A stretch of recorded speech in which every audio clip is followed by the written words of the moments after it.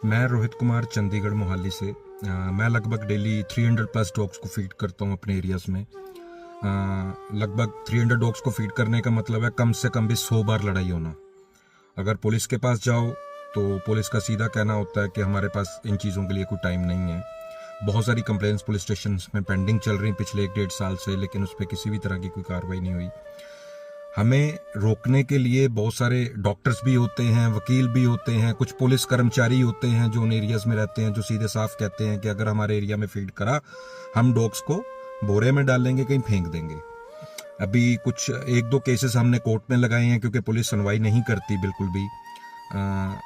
खाना डालना हमारे देश में इस इंसानियत का आप अंदाज़ा लगा सकते हैं कि कितनी मर चुकी है इंसानियत, कि खाना डालना एक मेल के लिए इतना मुश्किल हो चुका है कि ऐसा लगता है कि डेली एक लड़ाई होगी, हमारा सर फटेगा या हमें गालम गलोच होगी। तो बहुत तकलीफ होती है कि बच्चों को हम अकेला भी नहीं छोड़ सकते उनके ऐसे क्रूर इंसानों के बीच में।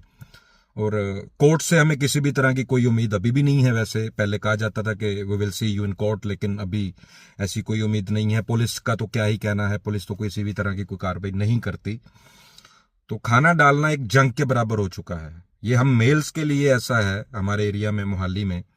तो आप सोचिए कि एक फीमेल के लिए मेरे पास बहुत ज्यादा कंप्लेंट्स आती हैं। कुछ फीमेल्स तो खाना डालना बंद कर चुकी हैं अपने एरियाज में क्योंकि उन्हें हरासमेंट में डाला जाता है, गंदी गंदी भद्दी गालियां दी जाती हैं।